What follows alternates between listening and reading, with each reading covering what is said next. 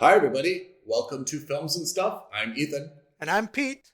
and we've got a full day or a full episode for you today. Pete, what do we have? Today we're talking about quite possibly one of the best sci fi shows I have seen in a long time, if ever, Foundation. Foundation. Where are you watching it? Where can our listeners watch it? Listeners, if you haven't seen it yet, strongly suggest you to get Apple TV Plus and watch it. That's how good the show is. I would get Apple TV Plus just for this show. Strong recommendation. Now, Pete, usually you and I are not always fully synced on our shows. Sometimes I'm a season ahead, sometimes you're a few episodes ahead, or vice versa. For Foundation, there's only one episode out, and you and I have both watched the entire first season, correct? That's right. That's Okay. exactly right. So everyone heard that you think this is one of the best sci-fi shows ever. What makes it so good, in your opinion? What do you love about it?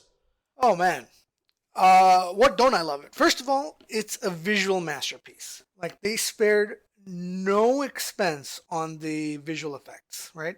Yeah, that's a good point. The scenes where they're doing faster than light travel, first of all, very unique. It's not like your typical Star Trek or Star Wars or any other show where you kind of see the stars kind of become lines and they zoom away. So first, just from that first opening sequence in episode one, what else makes it good? I think what makes it great is that the storyline is, and it won't seem so initially, but the storyline is actually relatively simple. Even though it comes off as very complicated, I will say you have to watch at least the first full episode, if not the first two full episodes. That's a very, very good point. And I want to jump in there because, even though you and I have very similar taste when it comes to shows, I have less patience than you do. And I feel like I'm apt to make some snap judgments. So actually, Foundation was recommended to me by my brother. And I watched maybe the first half of the first episode, and I thought it was nothing special. I thought it was quite boring, to be honest. And I stopped maybe 25 minutes in and said no thanks. And he came back to me and said, "Give it a chance. You'll thank me later." And he was absolutely right that I kind of had to power through probably the first 3/4 of that first episode before I saw something that was very, very compelling. So that's a criticism of me, I think, for being a little bit impetuous and having a low tolerance for, a not an exciting intro. But I think it's also an indictment on the creators who started a very, very fascinating show in a way that I think doesn't live up to the potential. How did you find it? Similar? So for me, no, I find it the other way around. So Oh, the first thing is that in this era of streaming, right? And we're talking about maybe not even streaming, but yeah. definitely in the last 5 years, I think what you've started to see is like this so-called golden age of television, right? And in this time, you get to see some of the best stories ever told, and maybe not just 5 years, maybe a little longer. We're talking like Mad Men, we're talking Breaking Bad. All these shows have been on TV, and what most of them have in common is that they're slow burns, right? I love slow burns. That you need to have a little bit of patience and trust You love the the slow burn. writers and trust the directors and trust the actors to get you where you need. And I think so. Mhm. What's happened is that I think in the last 10 years or however long it's been, my mind has slowly been reconditioned to that. So, whereas I'm very quick to give judgments on movies, I'm far more, let's say, forgiving when it comes to TV shows and series. That's the first thing, right? So my mental expectations are always like that. But actually, on this one, for me, I found that this episode, the first episode especially, gives you a really good, quick feel of world building in this universe, right? that they've created. You get to see how the ships travel through space faster than light. You get to see the space elevator of the capital planet. You get to see the technology on the capital planet. You get to see the reverence of the, or maybe not the reverence, is the fear that the people have of the Empire. Can we set it up a little bit for our listeners who maybe haven't seen the show, and just kind of like good outline idea. exactly what this universe looks like? Because unlike some of the Star Trek, the Star Wars, some of these other sci-fi universes, this one is actually somewhat grounded to a Earth reality. Would you say that's right? An Earth origin, at least. Yeah. Yeah, an Earth origin. So obviously, like with any sci-fi, I mean, this is based dramatically in the future, but it does make some allusion to the fact that all of the different beings, which are all humans in some form. They're not like aliens like you see in a lot of different sci-fi shows. They're all humans in form. Originated from a planet that was not specifically identified, but they've identified Earth specifically as one of the possible places of the origin of all humanity.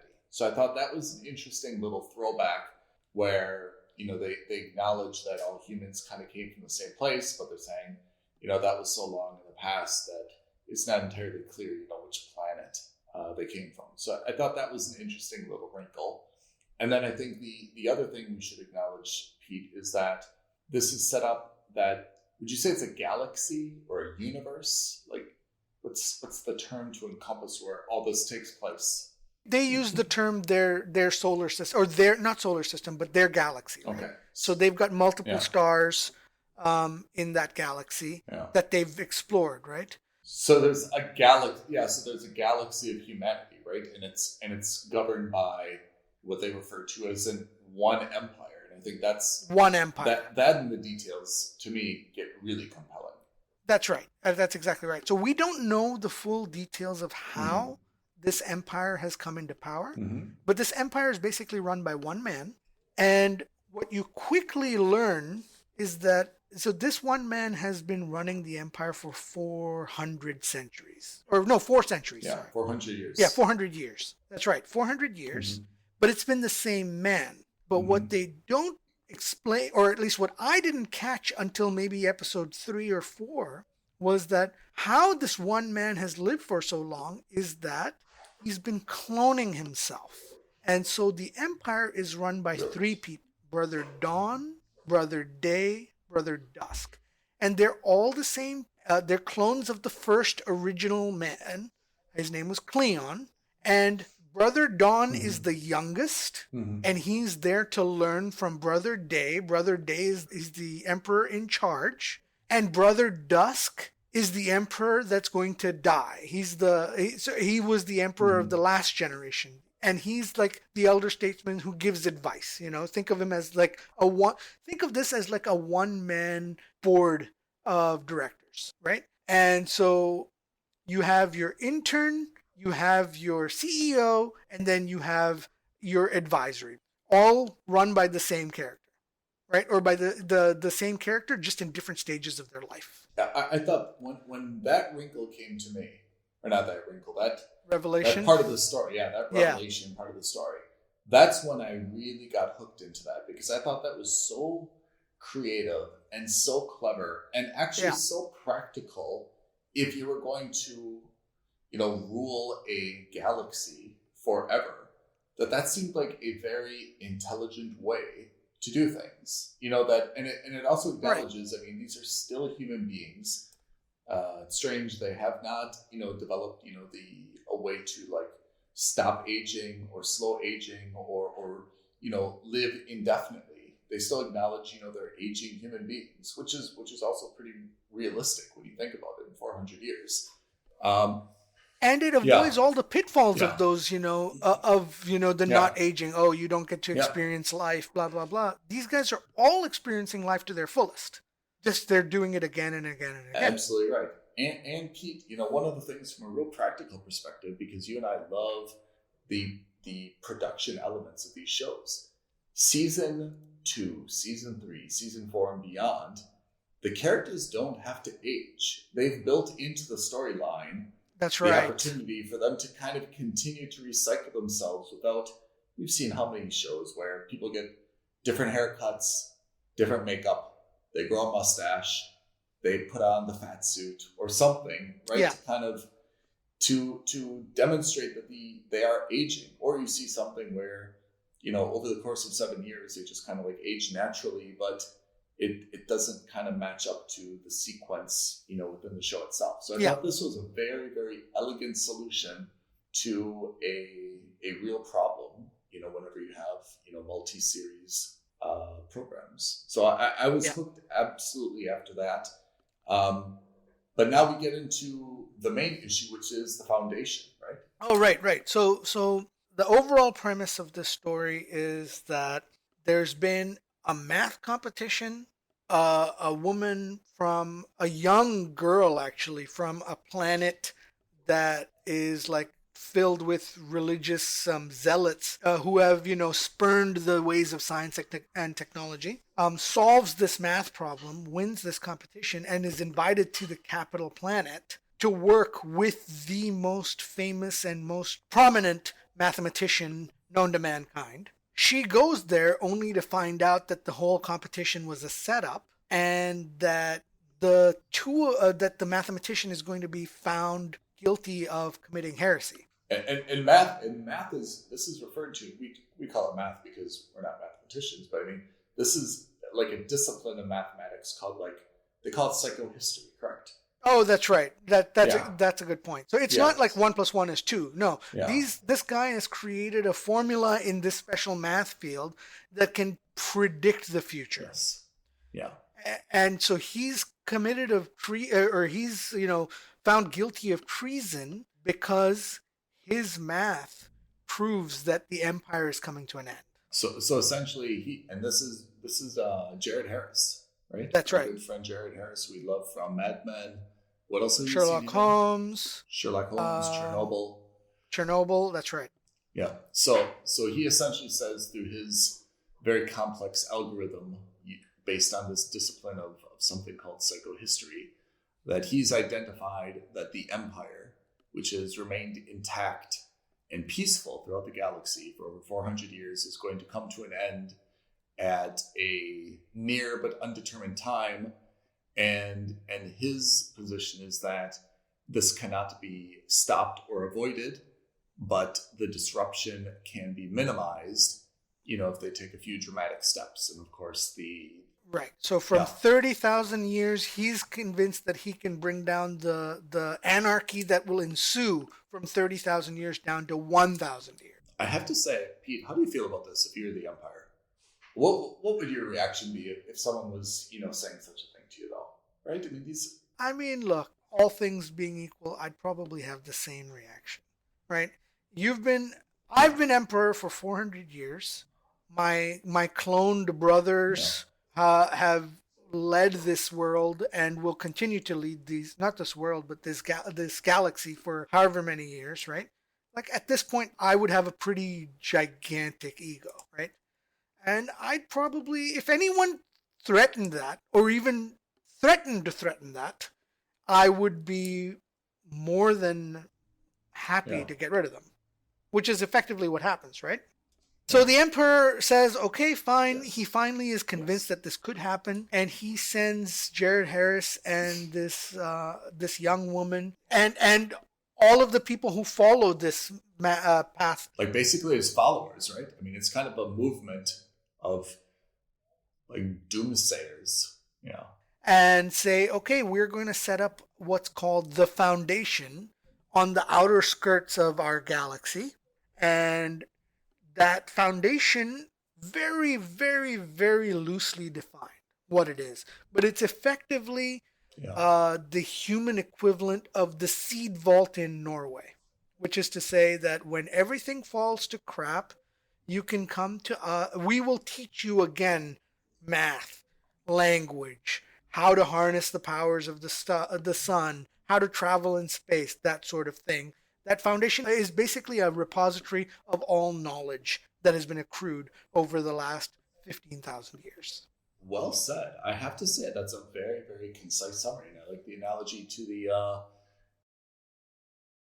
Norway seed vault, which may or may not exist and may have limited use in the case of an apocalypse. But it's good to know that we've got all the varieties of corn and exactly beets. We'll always be, we'll always have veggies safely away, and we'll always have veggies.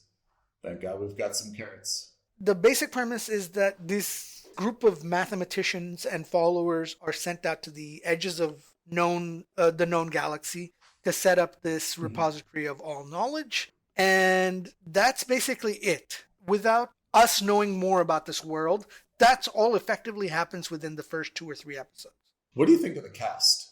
I think, again, as we've said in previous episodes, there's a few very prominent people, right? So Lee Pace, who plays Brother Day, the functional CEO, Empire, has a lead role. Jared Harris, who plays the psychohistory mathematician who calls for this, breakdown of the Empire and the galaxy, has a very, prominent role.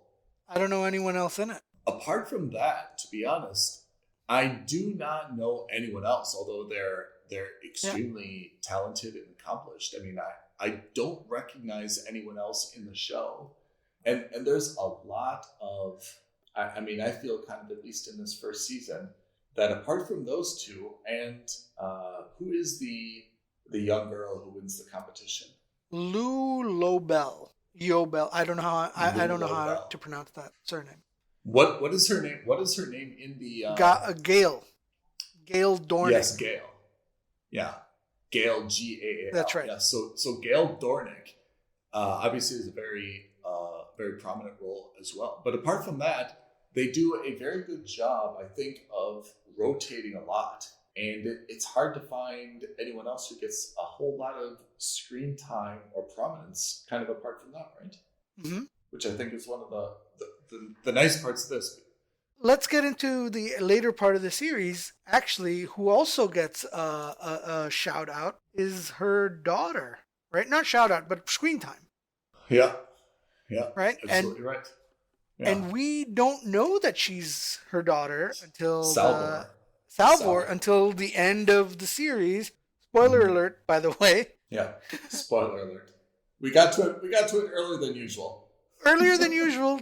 So that's growth for us. We're getting better. The twists in this show come at you hard and fast. Yeah. But they're not twists for the sake of twists. They're really good ones. Yeah, but can we say something that's done very well here, which is, like with a lot of sci-fi shows, they also manipulate time. That sometimes you see multiple different storylines taking place, and you believe that they're taking place simultaneously, right? But in fact, they're not taking place simultaneously. They're taking place, either in the future or in the past, and then at some point they converge. But it's like you're watching multiple different timelines, and you think they're all happening, contemporaneously, but just in different locations. And then when they all kind of like merge together, you see that they were not happening in the same reality, but they were happening at different times. Yeah, but what's very good is that when it's happening, you very quickly attune to that. Right? There are some shows. Yeah. It doesn't hide the ball. It doesn't hide the ball and try to make it complicated. It's just like a snap aha moment. I don't know if you watch the Witcher series on Netflix. A little bit. So the problem with that show, lovely show, great. I love Henry Cavill. I thought he was very good in it. The problem with that show was that it jumped around times so quickly and so often, but it never alluded to that in any way, shape, or form. And it wasn't until halfway through the series that you understood that. Here, you see a lot of that, and unless they're traveling faster than light, it's understood, and they explicitly state that any space travel is going to take decades, right? So there's the when they get banished, it's going to take them how long? 38 years, 40 Mhm. years, something I can't remember. Some ridiculous number of years to get from the capital ship to the final thing, because one of their Yeah. punishments is that they are Yeah. not granted, yeah, that they're not granted a faster Yeah. than light ship. Then at the end, when Gail's daughter travels back Mhm. to her home planet to find her mother, they say it's going to take 100 something years for that to happen, and it does take Mhm. 100 years. And so when you catch up with that last scene, you realize you're 100 years in the future, and that Yeah. everyone she's known and loved is long dead by now, right? But they're very good about that. They don't hide the fact that there is time jumping, and they're very practical about why and how there's time jumping. I agree with all that. I mean, I think that's again. I think that's one of the things that we really like about the series is that it's not so linear. And I think it comes probably in one of the first episodes that we realize that not everything is linear. You don't have all the pieces to kind of put together, but you understand that this is obviously there's something. You don't know what that something is yet, but it's apparent that obviously these things are kind of taking place in different intervals. Otherwise, it wouldn't match up. But you're not sure exactly how those pieces Right. are going to fall into place yet. And then, so let's go back to the plot. So we know that these guys have been sent off into the outer regions, right? And one of the things that happens on the capital planet is a terrorist incident. And no one knows who has actually done it, but clues are left that there are not races, there are two civilizations that were behind it. And both of those civilizations have typically warred with each other, right? And I can't remember the names of them, but you'll watch the show and see. Can I ask you? This is a good point of clarification because let's just the main planet, the capital planet, is called Trentor. Yeah. And then they have something which is called like the Sky Bridge, which just basically looks like a space elevator. Which apparently there's something on kind of like every level. But it is, how long do they say that it takes to travel this thing? It takes hours, right? Do they say like it's 18 hours 18 to go hours up and down. To go up and down. Something like that, yeah. So it kind of appears, I mean, the way that it's projected to me is it kind of seems like this is something that's like next to the moon, like a space station. You dock in it, and then you take this elevator all the way straight down from the moon to Earth, for example. Yeah, it's like a nice spaceport. Yeah, exactly. I don't understand exactly that concept. Like, I mean, this is kind of like the big feature of the entire galaxy, but do you understand like kind of the purpose of this? Is there really a purpose, or do you think this is just something that's made for, for the entertainment value, and it doesn't really make sense kind of in the reality? Because when I heard that it was taking 18 hours, I was thinking, look, they can fly from one side of the galaxy to another. This is only going basically from the moon to Earth. What exactly is the point of having this big space elevator? Yeah, so I think they don't explicitly mention it, but I'd like to think that the implication was made. There were two implications that was made, right? One, it's on a practical basis an easier way to conduct space immigration. It's like a terminal, right? Yeah, right, yeah. Because that's exactly what we see everyone go through. Yeah. When the episode opens, is you see this you see Gail go through immigration, Yeah. right, and customs. So it's a great security check, right, and B, if I remember correctly, in one of the episodes, they talk about how it was also like a vanity project for the Empire to show them that we are so powerful. Everyone can land a spaceship on the planet. That's not a big deal. We've got a dedicated spaceport for it, and we built this test giant elevator, which is basically a testament to the fact that we are living gods, right? Because remember when they were the brothers were infighting amongst each other, the Empire, Brother Day and Brother Dusk, they were they used that as fodder against them. Like, well, you let our thing get destroyed on your watch. What do you think of the I mean, that's a very good explanation, and now that clarifies it. Yeah. What do you think of the interaction between three brothers? Because we call them brothers, right? And they call themselves brothers. But I mean, they are the same version, right? I mean, there's me, there's an older me and a younger me. Even though they have a lot of mutual respect for each other and generally except for a few instances, treat each other, well. They don't actually seem like they're kind of best friends, as you would imagine, like I would be with my older and younger self, right? They seem a little bit independent. And combative at times. Yeah, and combative at times. Is that just natural that I would have an older version of me who would be telling me what I should do because they're more experienced? And is it natural that I would, both, mentor and torment the younger me, even though I know that I'm doing it to myself and it was done to me? I think it's because they're genuinely more like siblings. It's hard to get your head around, I think they're genuinely more like siblings. It's hard.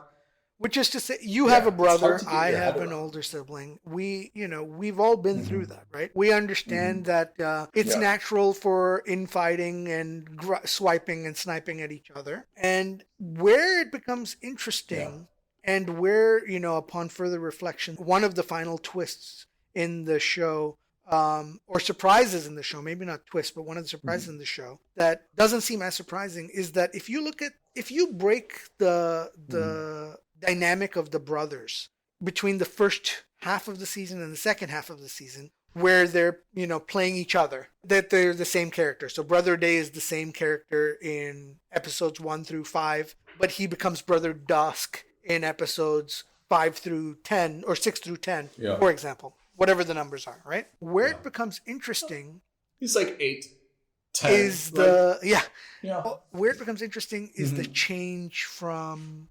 Brother Dawn to Brother Dusk in the first half to the second half, right? Because when Brother Dawn is introduced to you in the first few episodes, he's a young boy, right? He's like an adolescent. He's not even a teenager yet. He's like a young boy.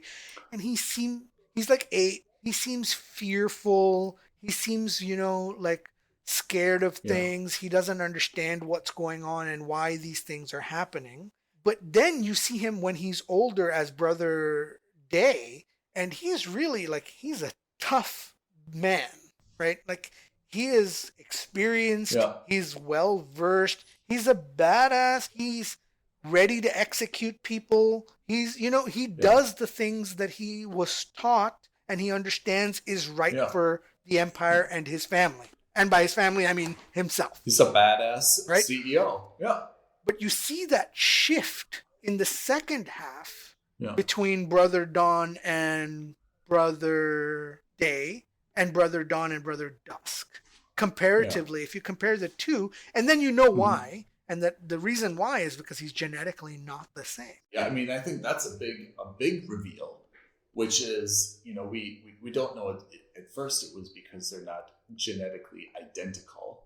And getting away from that, I mean, you see for the first time one of the brothers, feeling a little bit stifled, and rather than feeling entitled, to their position, they feel a little bit like they don't fit in and worried about acceptance, and it's a general lack of confidence. And we know part of it is now perceived that, that Brother Day realizes that he has some very minor differences, from his other selves, whether it's, his double jointed thumbs, whether it's that he's left-handed versus right-handed, and he's colorblind, for example. Like these things cause him to feel, that he would be at risk, like they would actually dispose of him and replace him with a different Brother Day if they were discovered. This is kind of the first time that we see any cracks, I think, within the Empire, and it's kind of interesting to see him at this position, right?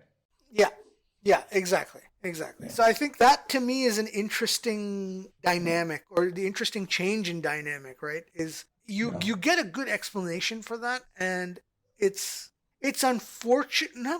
I want to say it's slightly unfortunate that that's the explanation, because I liked that change, right? And I wanted to see how they would deal with it. And this is why I think season 2 is going to be even more interesting. So at the end of season 1, you learn that a terrorist group has infiltrated the Cleon family vault, where the body of Cleon, the first original Cleon, is stored, and where they capture or they get the DNA to make the clones of him, right? And you find out that this terrorist group has not just infiltrated it, but has slowly been modifying the DNA. Do you find this plausible? I find this a little bit curious for a few reasons. I mean, the first is that like if you have access to this, I'm not sure why they didn't like alter it in a way. I mean, okay, let's do a disclaimer. You and I know nothing about genetic modifications, right? I think we agree on that.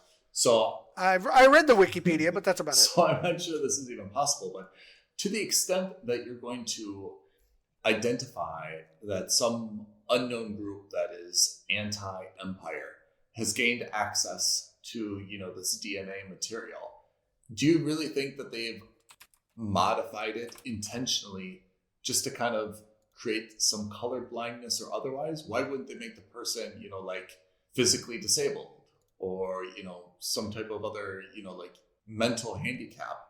I mean, they're not capable of doing this, or it's not really clear why this was like the fruits of their espionage. So I think that they're playing the long game, right? I think that the long game is more valuable because what if there's another source of DNA that can be relied on to make other copies? If you make a change that's so openly dramatic that anyone can see what's happening, right? They would have immediately culled that Brother Dawn and made another one, right? And as far as we knew at that time, Brother Dusk and Brother Day were still perfect copies too, right? So they could have just made a copy of them. So by making it a slow and gradual shift, that's when you start, I think, really doing significant damage in the long run. Is this intended to be psychological damage to the Empire, or this is intended to question the validity of the Empire? Where's the slow game in this? I don't know about the validity of the Empire, but I think it's about eroding like the system from within, right? Not even public, but internally. Because remember, Brother Dawn, he was the one who was starting to have questions about why things needed to be the way they were. Well, it's an interesting take, but I have to say, like, generally, I mean, anyone who is looking for this type of regime change or eroding confidence in the regime usually isn't so disciplined as to create these very subtle, adjustments. They usually want, dramatic, immediate change. So I'm not sure that I buy this. Yeah, I look at it this way. I think that in combination with what Jared Harris is doing, I think that's what, because they're all in league, right? Yeah. So I'm going to take it at face value. I'm going to take it at face value that there was some type of espionage. This is the result.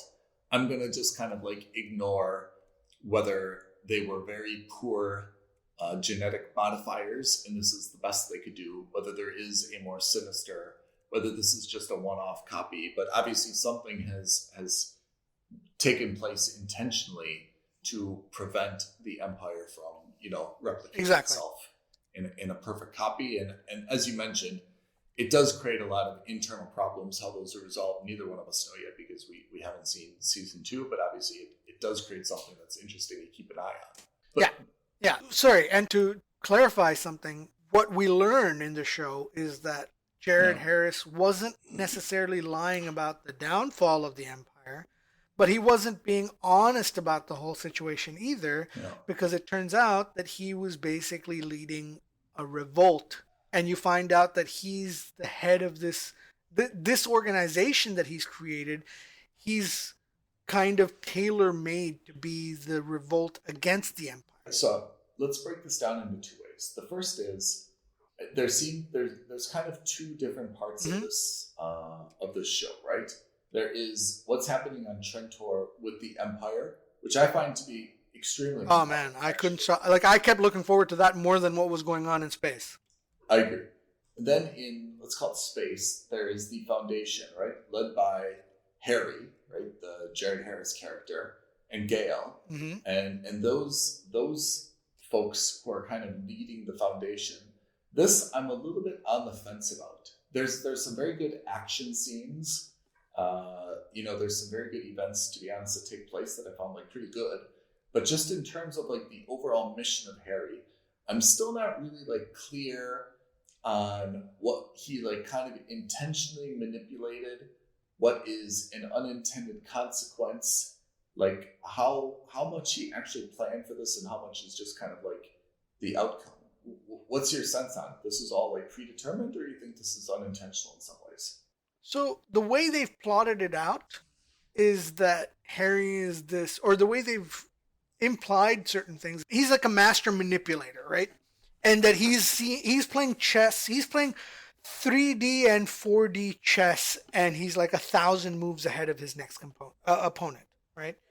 So the way, let's put it this way. I think what they're trying to say is that he has manipulated the creation of the foundation by the Empire, right? So that he can get his people and their beliefs combined with the two warring factions who were supposedly behind the terrorist attack on Trentor to unite and work together to create a new alliance, right? Because ultimately that's what we find out is that the two civilizations that were blamed for the terrorist attack hate each other and have always hated each other, right? For unclear reasons, which gets explained away within 15 minutes by Harry, which I wasn't a big fan of, but fine, I take it for unclear reasons. Or misunderstood reasons. Yeah, stop there. If only all warring countries could so easily resolve their differences, which with a simple logical. So he has a 15-minute conversation with the heads of both of these civilizations on the Foundation's planet. And convinces them that they shouldn't be at war with each other because the premise based on which they were at war is a fake premise. So they are all working together now, or at least that's what's implied, is that in the last episode, the two warring civilizations and the Foundation and the Empire's, let's say, outcasts have now created a new alliance, or at least an uneasy alliance, to fight the Empire, which is what I expect season 2 will be. Are there going to be 3 storylines now in season 2? And those would be the Empire and Trentor, and them trying to kind of come to grips sabotage with this mini insurrection, and the 3 kind of getting along. There's going to be Harry and the Foundation. Is Harry dead or alive? Dead. He's dead organically, but his intellect and his personality and his brain has basically been uploaded into this inorganic construct, similar to Vision in the Marvel universe. Oh, I was gonna say Obi-Wan Kenobi, but I agree Vision is a little bit more realistic. Yeah. Well, let's stretch the word of realistic, but yes. Lowercase r. So Harry is still there kind of as this holographic embodiment of, his ideas, right? Still there to kind of guide the still there to lead, really. And the Foundation. Yeah. Yeah. But the leading is what? What is he trying to do? I mean, is he trying to be is he trying to bring down the Empire and change it with like the Foundation? What is his end game? Or is it? That's what I think it is. Because it's not. You're right in the sense that they're not super clear on why he's doing what he's doing. I mean it. Yeah. But I suspect it's to bring down the Empire. So I mean, it'll be a little bit interesting to see. I feel like there's still got to be another twist into something. I don't know where this is, but I feel like initially Harry was sold to us as this dispassionate, objective mathematician who said, I've identified that's exactly right. For the safety of all humanity. This is the solution. It's going to be difficult to accept, but I'm promising you this is the best outcome. Then we've kind of... it's the least bad outcome.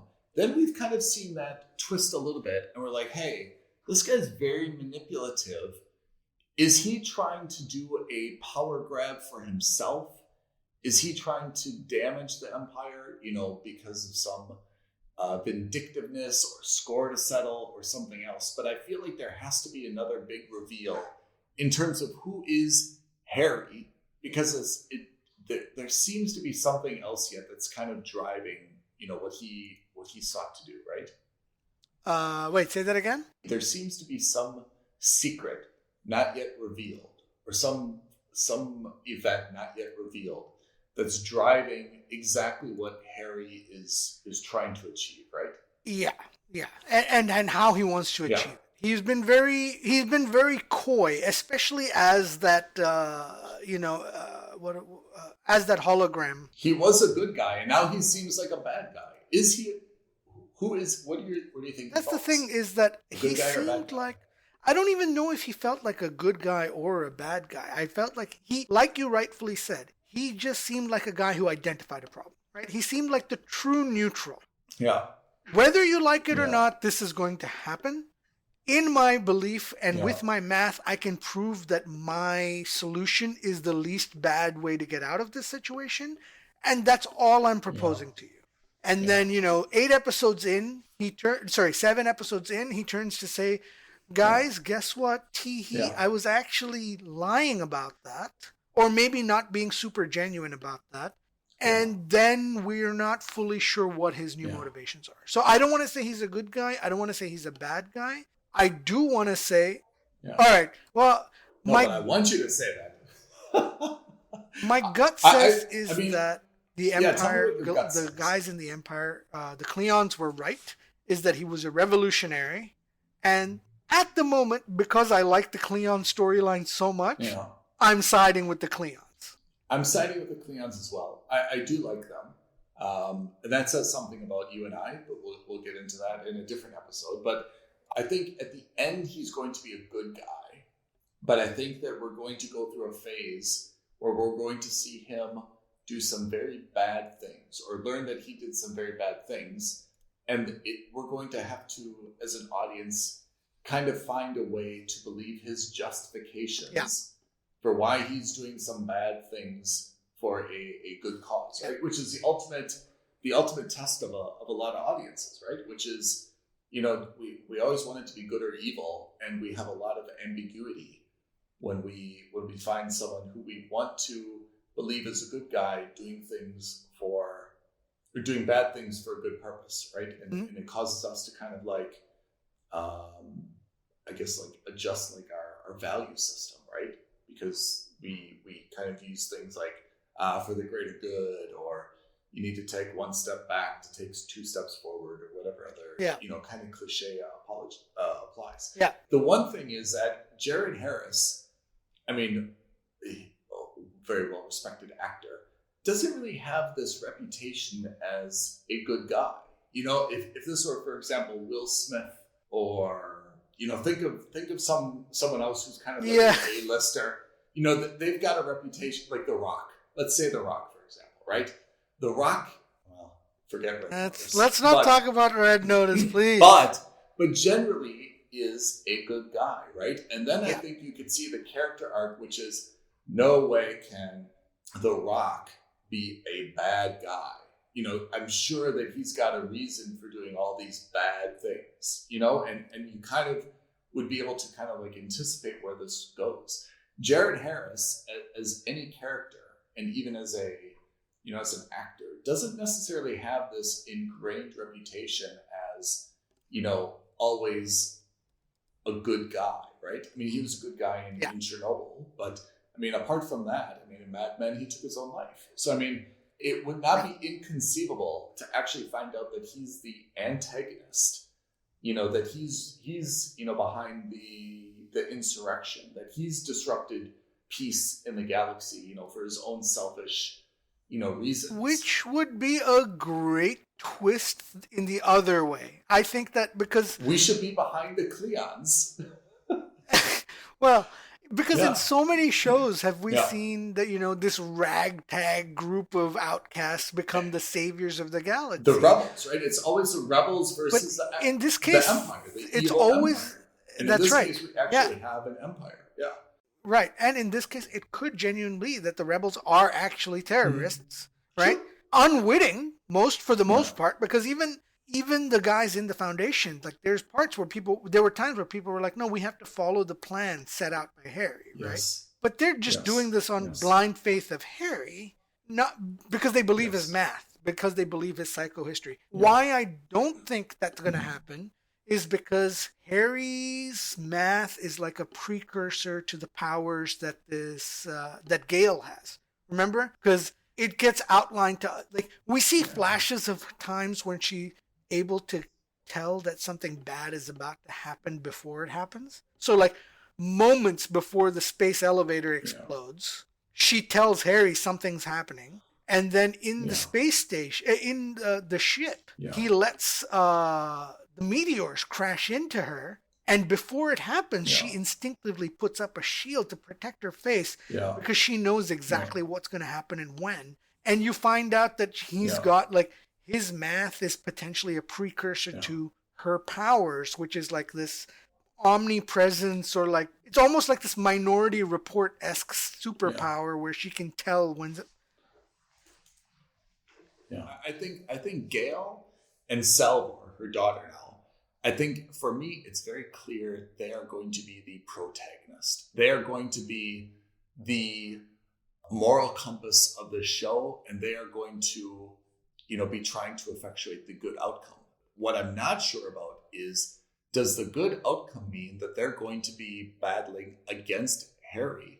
And it's kind of going to be, Harry versus the Empire, and Gale and Salvor versus, Harry and the Foundation. That could be an interesting storyline, because I feel like that the relationship between Gale and Harry is forever fractured.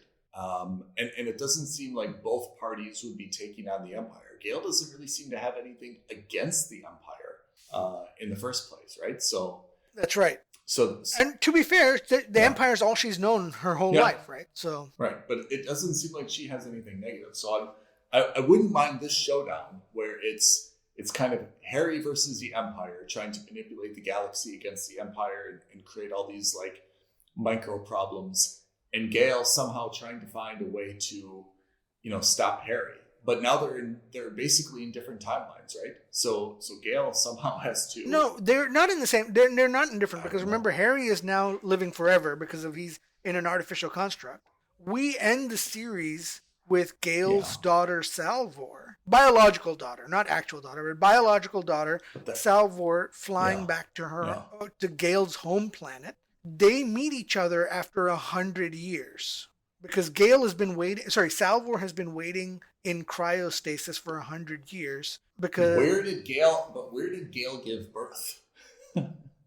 We've seen Gale, right? Okay, so she no, she didn't give birth. Do you remember? It's her daughter. Yeah, but no. Do you remember in the ship they were storing and keeping each other's eggs and sperm on the way to the Foundation, so that they had because they weren't exactly. So the idea was that they were going to save everything and store it safely so that they were ready and prepared to do that when they got to the Foundation. Oh, they couldn't, right, because the environment wasn't conducive to childbirth. The people in the Foundation who were there 30 years later, whatever it is, they picked the egg and the sperms, whatever. So Salvor's mom picked Gale's eggs and... So Gale's been in cryostasis for some time. Her daughter was basically in vitro, right? Then she came and she traveled back to her mom's old planet. And that's where the timelines converge, and that's why... That's where we end the series, exactly. Salvor so basically everyone we knew at the Foundation is dead. Her own mom. Okay. Yeah. Got it. Okay. Yeah, so that's right. As far as we are aware, they look like they're about the same age, but she could be older. We don't know what they're going to do with that. But they're effectively mother-daughter, similar or same age, in the same time zone, in the same place now. It's Interstellar all over again, right? Yeah. Matthew McConaughey and... what was his daughter's name there? The redhead lady. I can't remember. She was in Molly's Game. Yep. No. Yeah. Exactly. Yeah, I can't remember her name. Jessica Chastain. Jessica Chastain. That's right. That's exactly right. But in the movie, she had like a boy's name. He's like, Mitch. I can't remember what it was, but it was like a boy's name, right? That's probably what it was. Yeah. Okay. Anyway, so that's the small idea. Tangent. Then, that's our tangent of the day. No hot takes, only a tangent. Yeah. So we're setting this up to see who is actually battling who. But I'm really hoping that Harry and the Foundation turn out to be the antagonists, the bad guys.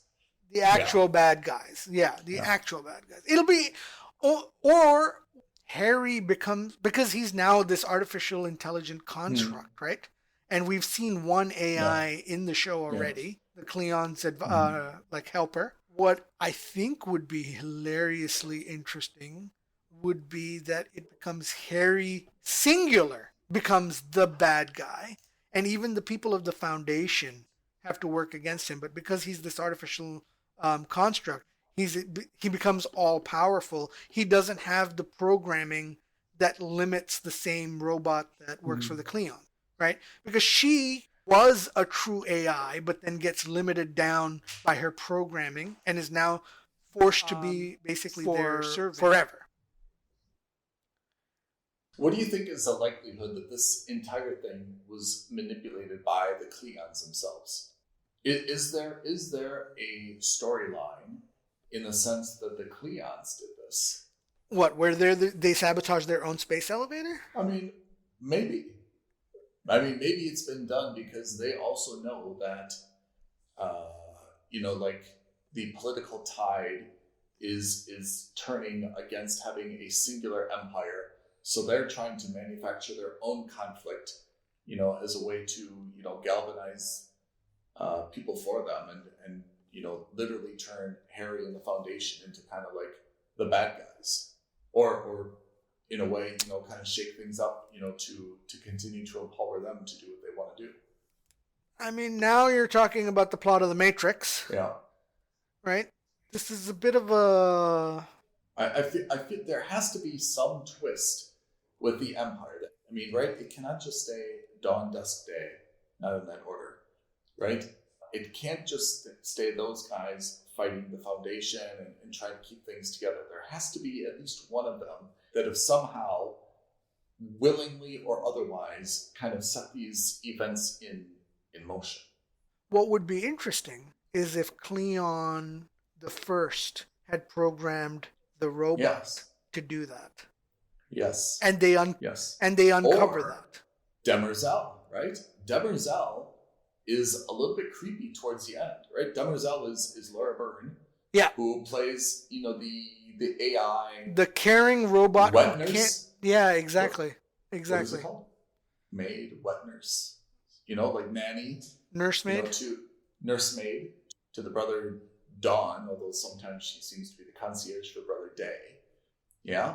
Yeah. And she seems to have, in some parts, she's really a robot, emotionless, focused on serving the Empire, to the extent that she actually does kill Brother Dawn, right? The defective Brother Dawn. The defective brother, yeah. Right?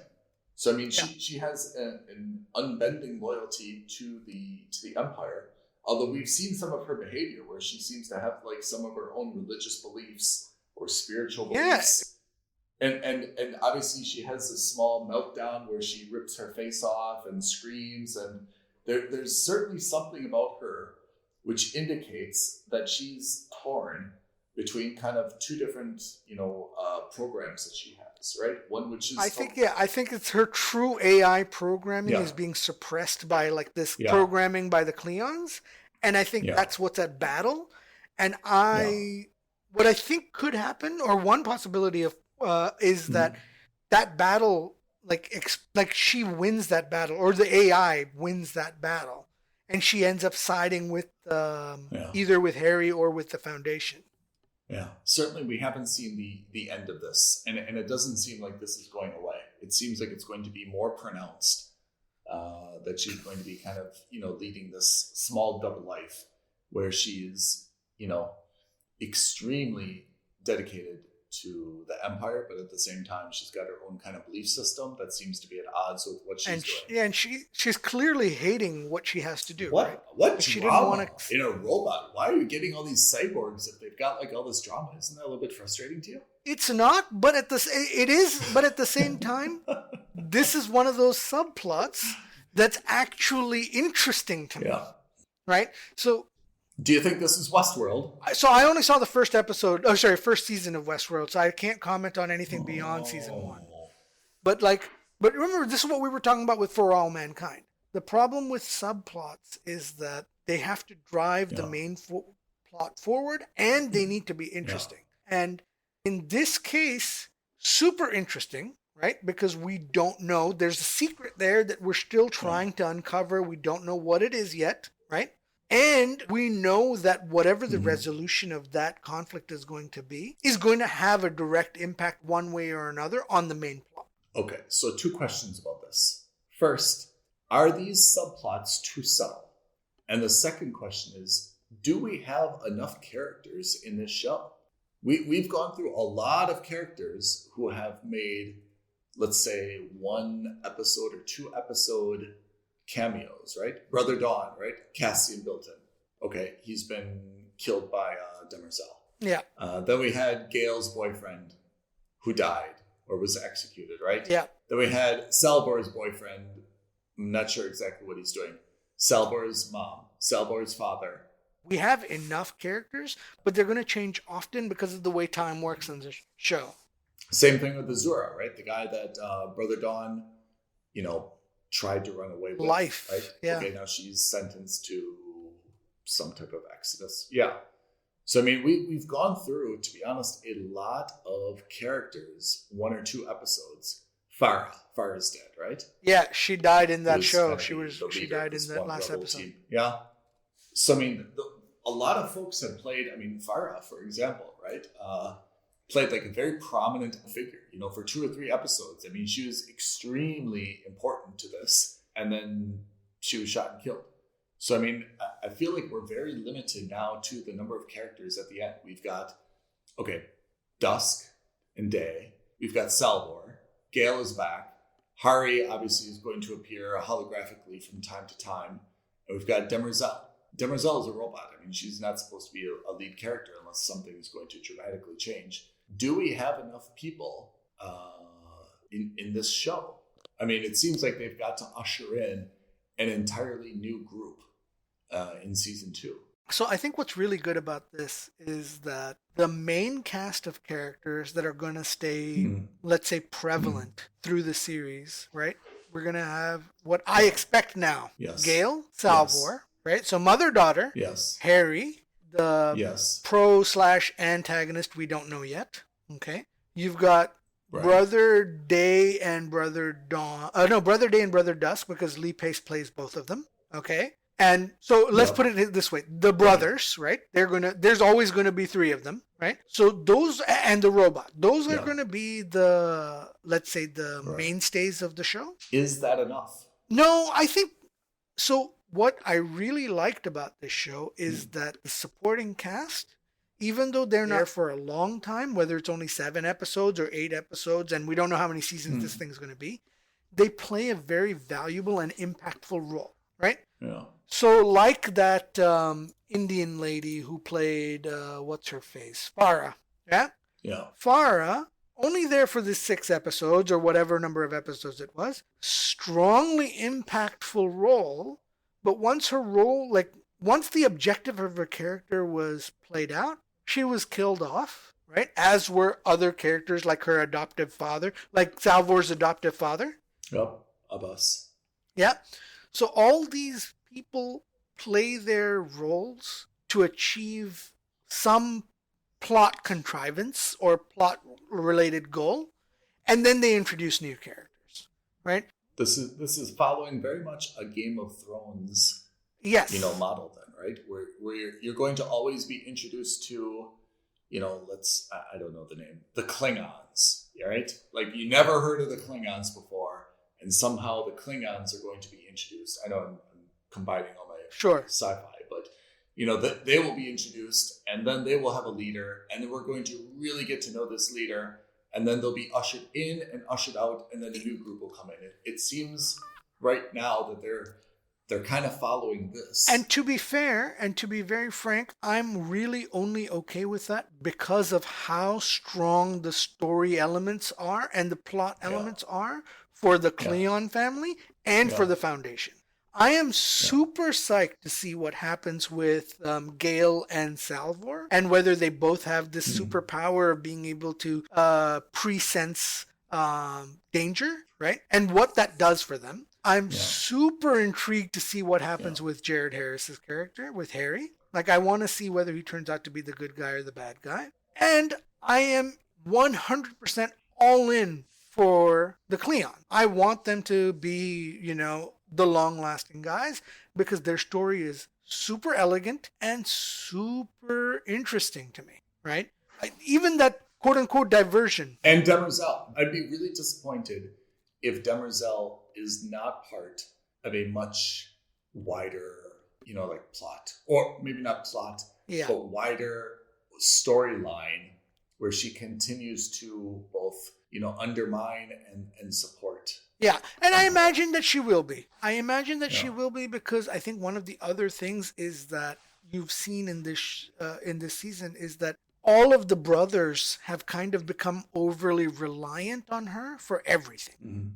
Mm-hmm. Mm-hmm. You know, like they don't want to do the dirty work themselves, and so they use her for that. So she's going to definitely be a part of it. Like I thought the way they handled that diversion to the planet where the other politician was in danger of leading a new rebellion, right? I thought they handled that subplot. That was the subplot Yeah. of the Cleon story. I thought that was done really, really well. I thought Lee Pace was super manipulative on that. I thought it was very interesting. I agree. And I also like that. I really liked, we're talking about when he did kind of this trek or this journey, right, to the I call it a salt mine. That may not be what it is, but I thought that was a very humanistic way to portray him, right? And he's become a little bit of a sympathetic figure. I'm not sure if we're supposed to like him. He is Empire. He is ruthless. In a way, usually you would think that he would be the person that everyone is rooting against. But in some ways, he's become someone that, at least for me and you, we've identified that we actually kind of like him and support him and don't want him to be overthrown. We kind of want more of him. But I thought that this journey was a very, humanistic way for him to say, hey, like, I'll do this myself. Like, it might be physically grueling, but, I'm willing to do it myself and take all these risks. And I think if you found, for example, like when you look at Game of Thrones, like King Joffrey, for example, would never subject himself to this. No, my God, no. Right? You find a lot of the rulers are never willing to kind of get their hands dirty or do anything. They want everything kind of like given to them. And I thought that Brother Day going on that spiritual journey was like really quite interesting. So I think that for me, when he went on that journey, I didn't see that ending coming up, but I totally felt that he was lying about the whole thing. Right? Which he turns out he was. Yeah, I agree. I feel like they set it up a little bit obviously, right? Because he asked... because it was almost too effervescent about it. He was almost too glowing about it. It was like, oh, well, what do these saps want to hear? I'm going to tell them exactly it. Because he asked I'm going to get their approval. The one thing I kind of thought would happen that didn't is I thought that he would go down on maybe both knees. Where he's supposed to kind of like concede and death. And he would kind of like cheat that and say, well, you know what? I'm not going to do it now. Like someone was going to come into the side and say, okay, here's a little bit of water, so you can die peacefully. And he's going to get up and like choke that other person and say like, hey, like that rule doesn't apply to me. Like, I'm not going to like just yield to death. I'm going to continue on, now that you helped me and, now I'm strong enough to continue on. I kind of thought that there would be something like that, which didn't materialize, but I agree. After he asked the person about like what that person saw and their experience, I agree that it was a little bit, not obvious, but it wasn't surprising that he, as you mentioned, he gave the people what they wanted to hear, and it was obviously something, beneficial to him, but I certainly didn't hold that against him. What that was great about that was the Demerzel's reaction for when he admits to her that he was lying about the whole thing. I don't recall. What did she do? What was the reaction? Because she had done the journey, which again, like, I don't understand how this artificial intelligence thing works, but like she had gone through the spiritual journey herself in her past life, right?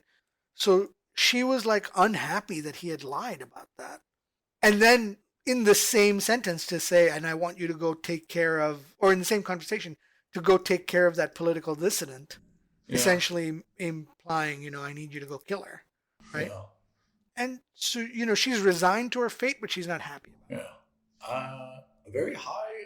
Demerzel is a very high maintenance android or robot or whatever whatever the term is for her. I mean, it's interesting, and I agree. It's a very good plot twist because, to be honest, it would be a little bit boring if she was only doing as she was commanded. It's good for the storyline, but I can absolutely. She's a bit like RoboCop, right? Like she's breaking her protocols. Yeah. She's pushing back against where she shouldn't, or where she, her programming won't let her. I have to say, so for me, the parallel is Westworld, and I highly encourage you. This is a personal plea. Please see Westworld, because I have to say there's a lot of parallels there, and I think it gets into also some super interesting issues, which is like when you talk about AI, which is probably like an episode of its, or a conversation at least of itself. Like AI is kind of like learned behavior, right? So at some point you do have your own personality and belief system, and it's unexpected. Yeah. What that kind of turns into, right?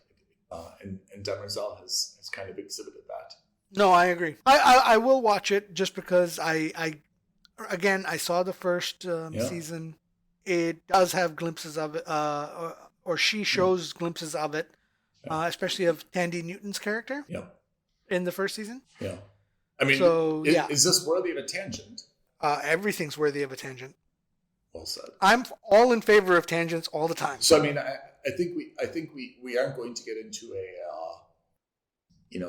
a diatribe or a breakdown of Westworld. But I mean, I thought that Westworld was so fascinating to me for a lot of the reasons that Demerzel and Empire are interesting to me, which is these things you wouldn't say that they're realistic, but they're not entirely far-fetched when you're kind of looking at the evolution of technology and some of the potential unintended consequences of machine learning, right? So, I mean, for me, science fiction is fascinating, of course, but some of it is exactly that, right? It's just fabricated, what ifs or visions, right? And some of it is a little bit more extrapolated. Hey, if we continue down this path, this is a possible outcome, or this is, potentially how things could look, right? And I think those are the scenarios which are super fascinating to me as a sci-fi fan.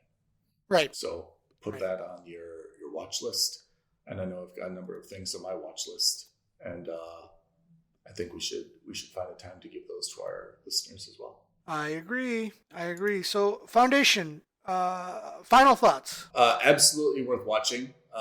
It's binge worthy. If you don't have Apple TV Plus, I totally agree with Pete. This by itself is a reason to get Apple TV Plus. We're both eagerly looking forward to season 2, and I think this is the way that it's going now. This seems to be a staple for several other seasons. I don't see that it's got really any limiting factors that it's going to stop after 2. This could be something that we're talking about, for seasons to come. Yeah. So it's based on Isaac Asimov's Foundation books. There were 3. Hopefully, it's not limited to 3 seasons, but we'll see how things go. Have you read the books, by the way? I have not. In general, I don't read any. They don't do anything for me. Okay. I mean, is there anything else by Isaac Asimov that's been made into a film or a series that we should be focused on? So there are movies that have been based off of his work, and let me just clarify this. Yeah, that's Electric Sheep Dream. Do androids dream of electric sheep? Oh, that was Philip K. Dick. I thought that was Asimov. Sorry, that's my bad. But I'm sure there are. He was such a prolific sci-fi writer. I'm sure there are. Yeah. Maybe let's take that as a research point. Let's find out what else he's written about that maybe we want to take a look at. Yeah. Yeah, maybe. I think so. According to this, I, Robot, Bicentennial Man. Oh yeah. iRobot. Did you see iRobot? I did see iRobot. His 3 laws were well done. His 3 laws were in it. Yep. So I saw that. That's right. But those are the only other ones. Well, actually, those 3 laws make me think of the 4 laws that we saw in the Tom Hanks movie. What was this called? Fitch? No, we just saw the Tom Hanks movie with on Apple TV Plus. Finch. No. Finch. Yeah. Sorry. Yeah. I misheard you. Yeah, Finch, right? Yeah. He said, never hurt a human, something else, and always take care of the dog. I'm summarizing. Something like that. So, yeah. I prefer RoboCop. No, not RoboCop. Psycho. Oh, RoboCop had this. No, but I also like RoboCop's Murphy. laws. He also had his directives, right? Oh, his Murph. directives. There we go. That's Interstellar. Jessica Chastain was Murph. Because you heard the most Matthew McConaughey. Oh, Murph. There you go. Right. There you go. Everything. Look. Oh, Murph. Come on, Murph. Yeah. Everything's a circle. Everything's Where's connected. I like that. We need him to be in something. Yeah, we haven't seen him. Isn't he running for... I think he's running for government office. I think he's running for governor of Texas. I don't want him a governor of Texas. I want him to do another rom-com. I want him to do other movies, yeah. Yeah. Not his serious stuff where he loses weight and becomes, like... Great movie. Dallas Buyers Club. Amazing film. I did not see it. I started watching Mud a little bit, and to be honest, Mud was a little bit, it was bringing me down. So Dallas I heard Mud Club wasn't that great. I've heard that he's amazing in Dallas Buyers Club, but I really want to see him in his natural role in the, Failure to launch. Yeah, I want to see him in those movies where he's got the one-liners, he's got his swagger, and he's got his cocky grin. I mean, that's I think the McConaughey that we all kind of grew up with, and ever since Dazed and Confused, really like that part of. Oh my God, I forgot about that. Yeah. All right.